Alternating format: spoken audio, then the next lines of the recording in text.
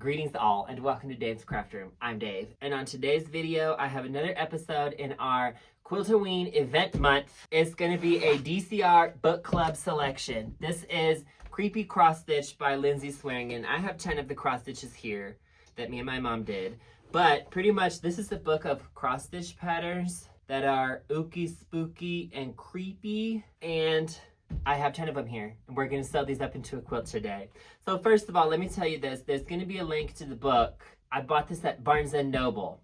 And first of all, I did destroy it. I destroyed the book completely because I ripped the binding off. It was just easier for me to work with individual pages.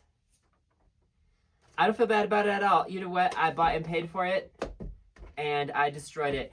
And you know what else? I feel like whenever you make a book, isn't your desire to have people use it and abuse it? And that's what I did. But, you know, you don't have to do that. If it's a library book, we wouldn't do that, but I bought it. Also, another thing about ripping the pages out is that I sent 5 of these to my mom. I did not have time to make them, all of them. I made 5 of them. And then my mom made the other 5. So the tea is that the ones on black here, I made.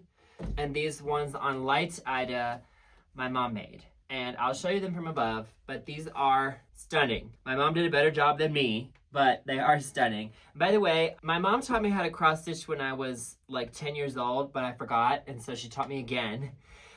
When she does it, she does everything perfectly, and she doesn't put any knots in the back or nothing. I don't do all that. There's knots behind mine. It's fine. It'll be okay. You know, the thing about Ida is that you can see through it because that's the point of Ida. It has a loose weave. So we need to do something to it to prevent you from being able to see through it. For the black, I'm going to fuse it onto a black. And for this, I'm going to probably interface it with interfacing. And that'll keep the batting from poking through the holes in it. And what's the idea for the quilt? Pretty much, here's the thinking cap. It's going to be kind of a menagerie, and I kind of just went through and pulled anything that I thought was Halloween adjacent color and vibe, and we're just going to do a menagerie. It's a menagerie quilt. In addition to that, I have some more stuff that I found from old quilts that it's time to sew up. Last year I had my haunted house quilt. There were 3 haunted houses that didn't make it in. I have them here. Oh, sorry, 4. These 4 haunted houses can go in. I have here 2 Draculas that didn't make it into the Dracula quilt. Actually, this was just a practice. Is it upside down? Yeah. It was a practice. And it turned out good, but I didn't use it. I did it on a t-shirt. I didn't mean to do it on... I was just practicing. 2 of those that can go in. Do you guys remember the hearts? I did like a grayscale quilt that I put a line of hearts on. These are hearts that are left over. And then lastly, pretty much it's a menagerie. And I'm going to improv, and I hope to come up with something that looks Halloween-y. That's literally it. I'm really just going to improv and just vibe. So the first thing I'm going to do is I'm going to fuse these to black. So let me do that. All right, people. So these are the cross stitches from the book. These are the ones I did, and by the way, this one is my favorite. This was the very first one I did. I got a little janky on the skull, but it's all right.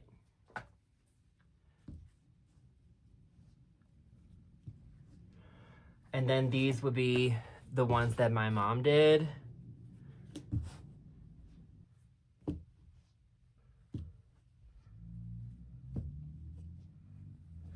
This one, she said, took her forever, but it looks really good. This is the Grim. Cool, so let's interface these.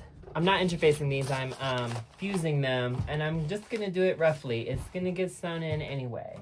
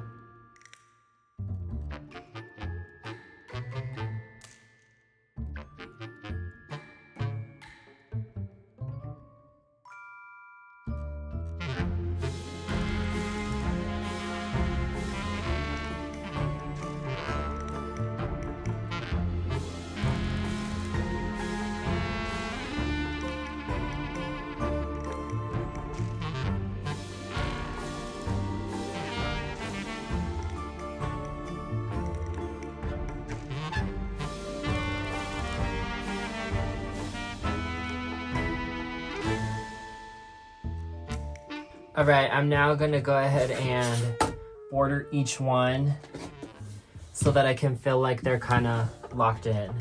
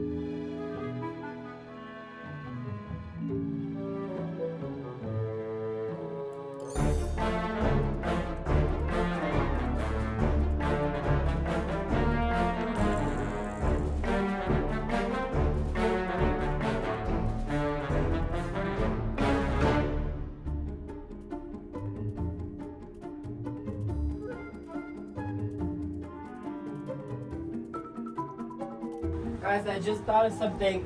Should I put this wolf in? I made one extra wolf that I needed by mistake. Maybe I put it in.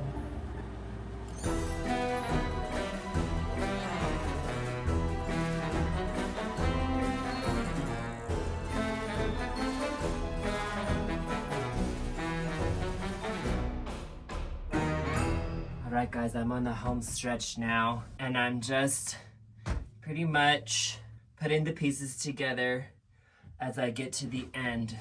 This improv technique that I'm doing is fun. You don't have to measure anything, or I suppose it's a form of measure, but you just measure it in real life. Like, watch, I'll show you. See, this piece down here was a little bit too small. I realized it was like an inch or so smaller than the rest of them. So I just added a strip here, and it's kind of expendable. It can be whatever length it's gonna be.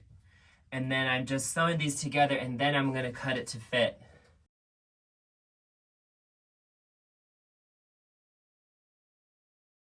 And then you can cut it now, or after you open it up and iron it. I'm gonna cut it now because it'll be like kind of easier, I think.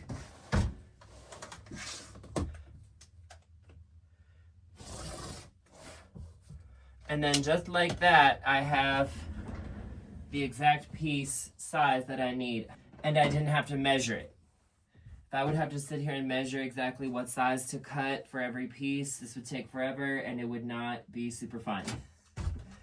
Sometimes when you open it, it's not quite perfect anymore just because we're dealing with fabric, but you can always fix it. Good, now see, we got a perfect line there. Not quite.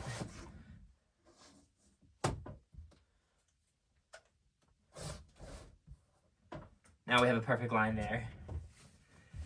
And that's good. Oh, this one I'm kind of building up from the bottom. You just kind of add and build and trim to make it perfect as you go along. Gets just a tiny bit wonky, but once we sew it all together, it'll even out and it will just work. And then we're gonna quilt the crap out of it. So many seams in this quilt and different types of fabric. Like, because obviously we have the Ida, but then this is t-shirt right here. This was a t-shirt that I used in the alien quilt. The tea about using different fabrics together is that you can do it. You just have to quilt the crap out of it to make sure they don't tug on each other in the end. I'm gonna quilt it with my little Rebel. Good, this is perfect. See, I generally just eyeball this, and this time we got very close.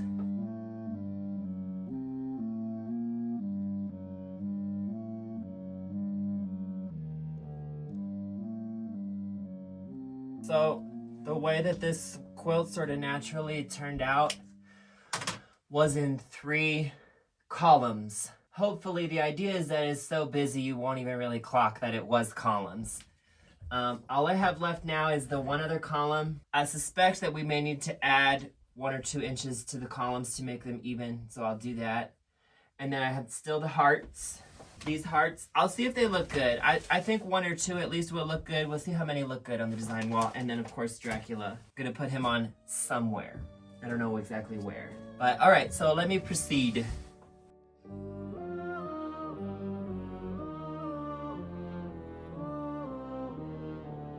Good, oh my gosh, it's so stunning. These are the hearts. Yeah, I think a couple. How many are here? 1, 2, 3, 4. Let's see if we can add some hearts. Oh, that looks good.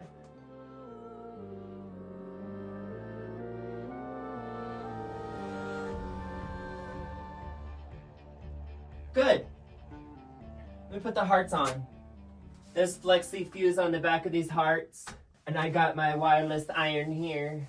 I'm gonna applicate them on when I do the quilting.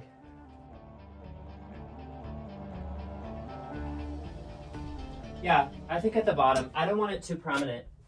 Good. All right, let me get a backing together and sandwich it, and I'm gonna meet you guys at the frame where we're gonna quilt it.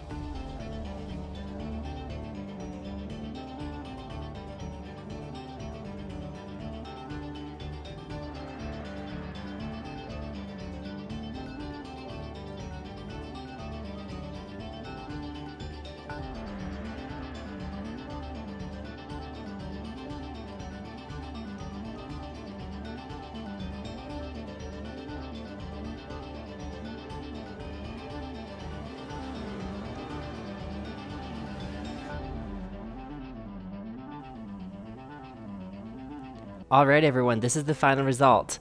I decided to send this back to my mom since she made half the cross stitch blocks. And that's going to be all for this year's Quilttober, Quiltoween, Quiltstravaganza. And if you have ideas for next year's Quiltoween, put them in the comments below. Thank you for coming to Dave's Craft Room. Like and subscribe to my channel. Have a happy Halloween and please come again.